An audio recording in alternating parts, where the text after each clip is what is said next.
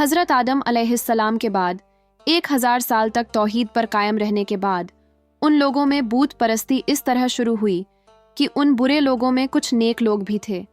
یہ برے لوگ ان نیک لوگوں سے بہت محبت کرتے تھے اور ان سے تقرب حاصل کرتے تھے، ان کے شان میں بہت مغالبہ کرتے تھے، جیسا کہ آج کل کچھ لوگ علماء اور صالحین کی مدح سرائی میں زمین و آسمان کے کلابے ملاتے ہیں۔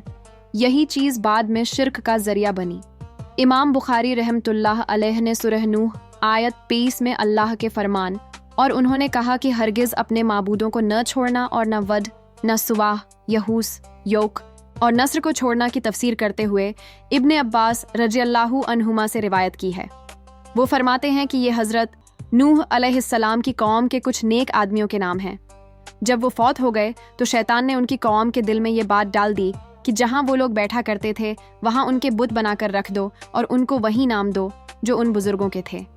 انہوں نے ایسا ہی کیا اور پتھر کے بت بنا کر ان کے نام بزرگوں کے نام پر رکھ دیے۔ اس وقت تو بتوں کی پوجا نہیں ہوئی، لیکن جب یہ لوگ بھی فوت ہو گئے اور علم مٹ گیا تب ان کی پوجا شروع ہو گئی۔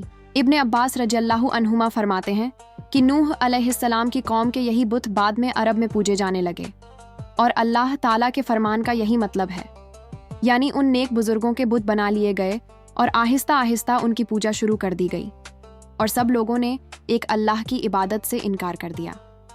حضرت نوح علیہ السلام اکیلے اس دنیا میں موحد اور توحید پرست رہ گئے۔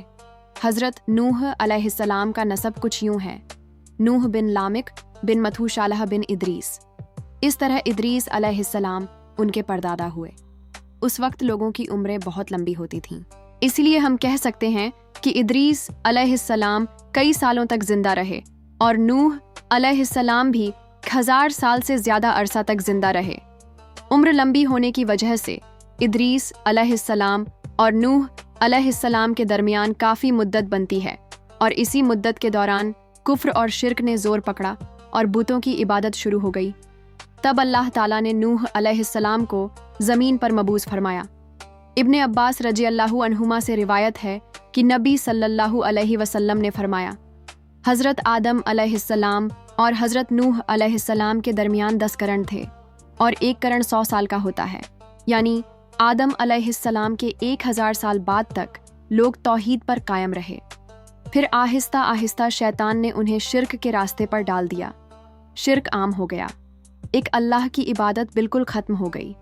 تب اللہ تعالیٰ نے نوح علیہ السلام سے کہا، انہوں نے اللہ کی طرف دعوت دی، بہت مشقت اٹھائی، جیسے کہ سورہ نوح میں اللہ تعالیٰ فرماتے ہیں، بسم اللہ الرحمن الرحیم، یقیناً ہم نے نوح کو ان کی قوم کی طرف بھیجا کہ اپنی قوم کو ڈراؤ اور خبردار کر دو اس سے پہلے کہ ان کے پاس دردناک عذاب آ جائے۔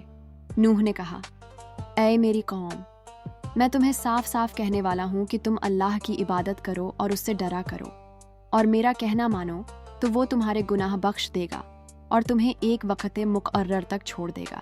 یقیناً اللہ کا وعدہ جب آ جاتا ہے تو ٹلتا نہیں۔ کاش تمہیں سمجھ ہوتی۔ نوح علیہ السلام تبلیغ کے سلسلے میں سخت محنت کرتے رہے، دن رات لوگوں کے گھروں میں جا کر، ان کے اجتماعات میں جا کر انہیں دعوت دیتے، اعلانیہ بھی اور پوشیدہ بھی، یہاں تک کہ دعوت دیتے دیتے انہیں 950 سال گزر گئے، لیکن سوائے چند لوگوں کے کوئی ایمان نہ لایا۔ تب انہوں نے اللہ سے دعا کی، اے میرے اللہ، میں نے اپنی قوم کو دن رات تیری طرف بلایا، لیکن میرے بلانے سے یہ اور زیادہ بھاگنے لگے۔ انہوں نے اپنے کانوں میں انگلیاں ٹھونس لیں، اپنے اوپر کپڑے اوڑھ لیے اور کہنے لگے، ہم تیری شکل دیکھنا نہیں چاہتے، میرے اللہ، یہ لوگ تیری باتیں سننا پسند نہیں کرتے۔ میں نے پھر بھی ان سے کہا، اپنے مالک سے بخشش طلب کرو، وہ بڑا بخشنے والا ہے۔ اس وقت نوح علیہ السلام کی قوم میں ایک بادشاہ تھا، وہ بہت مغرور تھا۔ وہ قوم سے کہنے لگا، نوح کی باتوں پر کان نہ دھرنا اور نہ ہی اس سے بحث کرنا، یہ جو کرتا ہے کرنے دو، تم اپنے بتوں کی پوجا پر ڈٹے رہو۔ چنانچہ لوگوں نے نوح علیہ السلام کی باتوں کی طرف سے کان بند کر لیے اور اپنے بادشاہ کی باتوں پر عمل کرنے لگے۔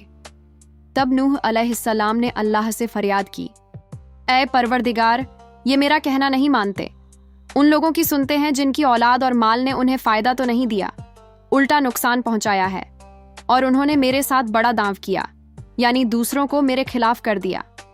खुद भी मुझे सताने में कोई कसर न छोड़ी और आपस में एक दूसरे से कहने लगे, अपने देवताओं को न छोड़ना, न वध, न सुवाह, न यहूस, न यूक और न नस्र को छोड़ना। इन लोगों ने बहुत से लोगों को गुमराह कर डाला। और ए परवरदिगार, तू ऐसा करके इन जालिमों को और ज्यादा गुमराह कर। इस तरह नूह अलैहिस्सलाम ने 950 साल दिन रात लोगों को अल्लाह की तरफ बुलाया, लेकिन इतने तवील अरसे में सिर्फ 80 के करीब लोग मुसलमान हुए। और उन ईमानदारों की अक्सरियत फुकरा, मसाकीन, नातवां और गुलाम किस्म के लोगों पर मुश्तमिल थी, जिनकी माशरे में कोई हैसियत नहीं थी। मुश्किल से 10 ईमानदार ऐसे होंगे जो शराफत और जाह का दर्जा रखते होंगे। जब नूह अलैहिस्सलाम के मगरूर सरदारों ने ये सूरत हाल देखी तो इकट्ठे होकर नूह अलैहिस्सलाम के पास आए और कहने लगे, ऐ नूह, हम चाहते हैं कि तेरी बातें सुने और लोगों को भी तेरी बातें सुनने की तरगीब दें और सब तुम पर ईमान ले आएं। लेकिन पहले एक शर्त है, ये जो जलील और हकीर लोग तेरे हल्के में आ गए हैं, इन्हें धक्के देकर अपने पास से निकाल दें, क्योंकि हम सरदार, चौधरी और मकाम व मर्तबे वाले लोग हैं। हम इन फकीर लोगों के पास नहीं बैठ सकते। अगर तू इन्हें निकाल देता है तो हम ईमान ले आएंगे। अल्लाह ताला ने नूह अलैहिस्सलाम की कौम के इन सरदारों की तरदीद सूरह हूद आयात 27 से 31 में की है। नूह ने कहा, ऐ मेरी कौम के सरदारों, बताओ तो सही, अगर मैं अपने रब की तरफ से जो दलील आई है उस पर कायम हूँ और उसने अपनी मेहरबानी से मुझे सरफराज किया और तुमसे वो छुपी रही, तो क्या मैं जबरदस्ती उसे तुम्हारे सिर मढ़ दूं? मेरी कौम वालों, मैं तुमसे कोई माल नहीं मांगता। मेरा सवाब तो अल्लाह के पास है और न मैं ईमानदारों को अपने पास से निकाल सकता हूँ। उन्हें अपने रब से मिलना है। लेकिन मैं देखता हूँ कि तुम लोग जहालत की बातें कर रहे हो।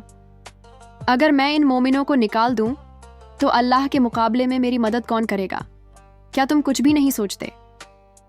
मैं ना ये कहता हूँ कि मेरे पास अल्लाह के खजाने हैं, न मैं गैब जानता हूँ, न मैं फरिश्ता हूँ, और ना ये कहता हूँ कि जिन पर तुम्हारी निगाहें हिकारत से पड़ रही हैं, अल्लाह ताला उन्हें कोई नेमत नहीं देगा। अल्लाह ताला उनके दिलों को जानता है। अगर मैं ऐसी बात कहूँ तो यकीनन मैं जालिमों में से हो जाऊंगा। इस पर नूह अलैहिस्सलाम की कौम और भी अकड़ गई और कहने लगी, ऐ नूह, बस बहुत हो गया, तूने हमें बहुत डरा धमका लिया। अब अगर तू सच्चा है तो जिस चीज़ का तू वादा करता है वो अजाब ले आ। नूह अलैहिस्सलाम ने फरमाया, अजाब लाना तो अल्लाह का काम है, और जब उसका अजाब आ जाएगा तो कोई नहीं बच सकेगा। इसके बाद नूह अलैहिस्सलाम ने आखिरी बार कहा, ऐ मेरी कौम, अगर तुम्हें यह बुरा लगता है कि मैं तुम्हारे बीच रहता हूँ और तुम्हें अल्लाह की बात सुनाता हूँ तो सुनो, मुझे तुम्हारा कोई डर नहीं है। तुमसे जो हो सके कर लो। सब अपने देवताओं को इकट्ठा करो, सब मिलजुल कर मुझ पर हमला कर दो, मुझे कोई मोहलत ना दो।